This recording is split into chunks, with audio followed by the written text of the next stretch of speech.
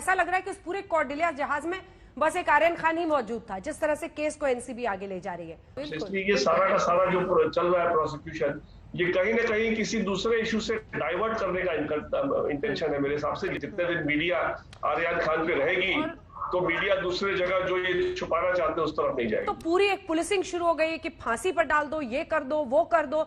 एक अलग तरीके का लग रहा है जैसे समाज दो हिस्सों में बट गया और उनमें आपस में जंग छिड़ गई है। दोस्तों, मैं हूं यासर मलिक। आज लाइव डिबेट में अंजनम कश्यप ने सभी का दिल जीत लिया। आज दलाली छोड़कर कुछ सवाल किए गए। आर्यन खान को किस तरीके से फंसाया गया उसके सबूत भी सामने आए हैं।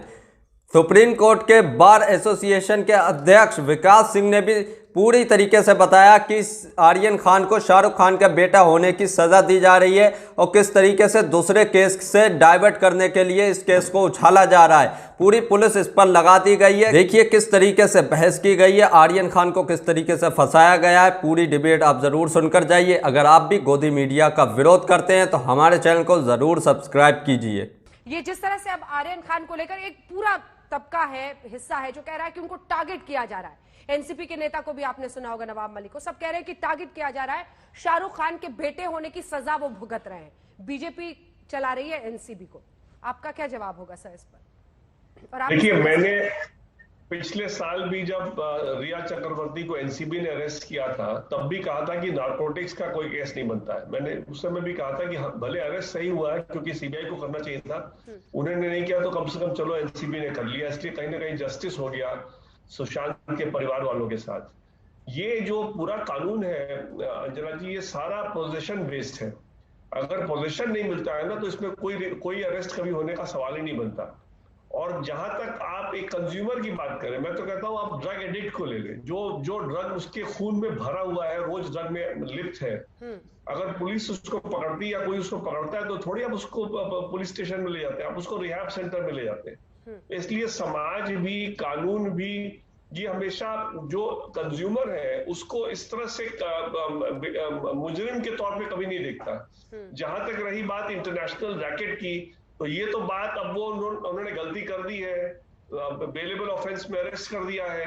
अब उसको जस्टिफाई करने के लिए, वो अपने आप को बचाने के लिए वो दुनिया भर की बातें कर रहे हैं।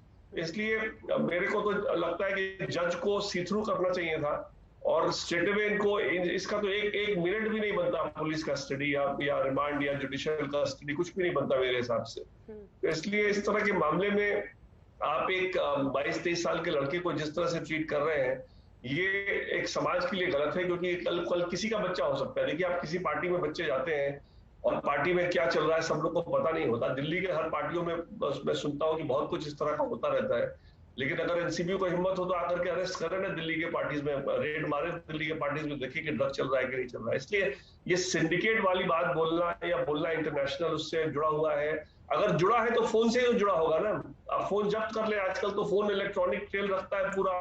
पेगासस तो आपके बंद फोन को भी खोल देता है, आपके फुट कैमरा को भी खोल देता है। तो इसलिए आज के दिन में तो इलेक्ट्रॉनिक ट्रेल इतना जबरदस्त है, डिलीटेड व्हाट्सएप चैट रिवाइव हो जाते हैं। ईडी ने रिवाइव किया था रिया चक्रवर्ती के मामले में। इसलिए आप फोन जब्त कर ले, इसलिए अरेस्ट करने की क्या जरूरत है? अल्टीमेटली तो आपको फोन ही बताएगा अगर किसी से कॉन्टैक्ट हो रहा हो, अनलेस कि आपका कहना है कि ये चिल्ला करके बात करता था सीधे यूएसए में और इसकी आवाज यूएस पहुंच जाती थी, इसलिए इससे पूछना पड़ेगा डायरेक्टली कैसे बात करता था, क्योंकि अल्टीमेटली बात तो किसी माध्यम से ही करेगा ना। इसलिए मेरे हिसाब से अंजना जी, ये जो सारा काम हो रहा है ना, और कुछ पब्लिसिटी के डर से भी उनको अब लग रहा है कि इतनी ज्यादा पब्लिसिटी इस केस में मिल रही है कि अगर कल को कोर्ट ने टिप्पणी कर दी कि इन्होंने सारा अरेस्ट ही गलत किया था तो इनको बहुत ज्यादा खामियाजा भुगतना पड़ेगा। तो इसलिए वो सब के चक्कर में ये कहानी पे कहानी बनाए चले जा रहे हैं। मेरे हिसाब से बहुत गलत हो रहा है इस काम में। यही मैं आपसे कहना चाह रही थी सर। कहते हैं कानून की आंखें अंधी होती हैं, तो सेलिब्रिटी होने का किसी को फायदा भी नहीं मिलना चाहिए तो उसका नुकसान भी नहीं होना चाहिए। जो बात आप कह रहे हैं बहुत बड़ी है। क्या एक मैल इंटेंशन से अपने फेस सेविंग के लिए एनसीबी लगातार, क्योंकि आपने भी कहा बेलेबल ऑफेंस में बुक कर दिया है, अब उनको समझ नहीं आ रहा कैसे फेस सेविंग करें, तो इंटरनेशनल रैकेट करें। तो भाई खोलिए आप international racket, schools, colleges, parties, हर जगह ड्रग्स जिस तरह से फैल रहा है। आप कितने लोगों को, ऐसा लग रहा है कि उस पूरे कॉर्डेलिया जहाज में बस एक आर्यन खान ही मौजूद था, जिस तरह से केस को एनसीबी आगे ले जा रही है, और एक मैल इंटेंशन साफ दिखाई दे रहा है। देखिए जी मेरा ये मानना है कि अगर ये सच में कोई ड्रग सप्लायर को अरेस्ट कर देना जो ड्रग में सप्लाई करता है समाज में, तो मैं इनको सिंघम मांग लेता, मैं बोलता कि हाँ इन्होंने बहुत बढ़िया काम किया है। लेकिन ये तीन चार बच्चों को अरेस्ट कर लेना जो कि शायद कंज्यूम करते होंगे ऑकेजनली या नहीं करते होंगे, आई डोंट नो, मैं उसके बारे में कह नहीं सकता, लेकिन एलिगेशन तो कोई पोजीशन का नहीं है और ये कानून पूरा पोजीशन बेस्ड है। इसलिए अगर, क्योंकि जितना क्वांटिटी आपके पास है ना अंजना जी, उसी से आपकी सजा भी तय होती है। अगर स्मॉल क्वांटिटी है तो 1 साल, अगर स्मॉल से ज्यादा क्वांटिटी है तो 10 साल, और कमर्शियल क्वांटिटी है तो 20 साल। तो जब क्वांटिटी बेस्ड सजा है तो बिना क्वांटिटी के तो आपका अरेस्ट होने का तो कोई मतलब ही नहीं बनता मेरे हिसाब से। इसलिए ये सारा का सारा जो चल रहा है प्रोसिक्यूशन, ये कहीं ना कहीं किसी दूसरे इशू से डाइवर्ट करने का इंटेंशन है मेरे हिसाब से। जैसे उन्होंने सुशांत सिंह का सीबीआई केस को डाइवर्ट कर दिया उस समय नार्कोटिक्स को ला करके, उसी तरह से आज भी कहीं ना कहीं कोई और इशू को डाइवर्ट करने के लिए सारा ये एनसीबी का ये पूरा का पूरा रवैया चल रहा है कि जितने दिन मीडिया आर्यन खान पे रहेगी तो मीडिया दूसरे जगह जो ये छुपाना चाहते हैं उस तरफ नहीं जाएगी, मेरा ये मानना है। और विकास जी ये भी देखिए कि आप विदेशों में इस तरह के कंजम्पशन में ऐसे लोगों को रिहैब सेंटर्स, जैसा कि आप कह रहे थे, बच्चों को रिहैब सेंटर्स में डाला जाता है, और यहाँ पर तो पूरी एक पुलिसिंग शुरू हो गई है कि फांसी पर डाल दो, ये कर दो, वो कर दो। एक अलग तरीके का लग रहा है जैसे समाज दो हिस्सों में बट गया और उनमें आपस में जंग छिड़ गई है।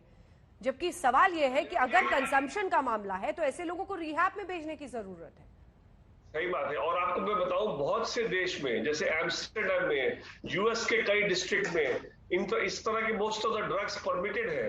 आप ऑफिशियली खरीद सकते हैं, कंज्यूम कर सकते हैं। तो इसलिए मेरे हिसाब से किसी भी जो सो कॉल्ड कंज्यूमर है, आई मीन उसके अगर व्हाट्सएप चैट में भी होगा कुछ तो कंज्यूमर से कंज्यूम करने के बारे में ही होगा जी। तो कंज्यूमर जो है वो आपका बिल्कुल मेरा यही मानना है कि ये सारे लोग विक्टिम्स हैं सोसाइटी के, और इनके साथ कहीं ना कहीं सहानुभूति होनी चाहिए और इनको एक मेंटरिंग प्रॉपर होना चाहिए। इनको अगर आप एक पुलिस स्टेशन में बुला के अगर आप 1-2-4 घंटा बैठा भी ले तो बहुत बड़ी पनिशमेंट है इन लोगों के लिए, और ये दोबारा कभी ऐसा नहीं करेंगे अगर इनको 1-4 घंटे बैठा दिया। लेकिन यहाँ तो आपने हार्डन क्रिमिनल के साथ इनको जेल में भेज दिया है, तो ये तो बहुत ही मेरे हिसाब से गलत हो रहा है। एक आखिरी सवाल सर आपसे, कोर्ट का हेजिटेशन बेल देने में समझ में आ रहा है क्या? क्योंकि एक बार पहले कोर्ट ने कहा कि मैं इसमें नहीं दे सकता हूं बेल, और फिर जिस तरह से बेल पर सुनवाई हो रही है, टाल रहे हैं, फैसला सुरक्षित रख रहे हैं तारीख पर तारीख, ये हेजिटेशन कोर्ट का जी। लोअर कोर्ट में अंजना जी, लोअर कोर्ट में आज के दिन में बड़ा इजीली एलिगेशन लग जाता है कि इन्होंने शाहरुख खान से पैसे ले लिए। तो लोअर कोर्ट के जजेस, हाई कोर्ट में ये नहीं होता, हाई कोर्ट का जज नहीं सोचता इस तरह की बात, लेकिन लोअर कोर्ट का जज बेल देने में भी 10 बार सोचता है कि इतना बड़ा सेलिब्रिटी है, इतने पैसे वाले लोग हैं, कहीं मैंने अगर इनको जल्दीबाजी में कुछ कर दिया तो कल को मेरे ऊपर लॉन्च एलिगेशन आ जाएगा कि मैंने पैसे खा लिए। तो इसलिए जरा ज्यादा ही वो, और बहस बहुत लंबी चौड़ी हो गई है, इंटरनेशनल सिंडिकेट का रैकेट और पता नहीं क्या क्या बहस कर दिया है। तो इसलिए सारे तथ्यों को देखने के लिए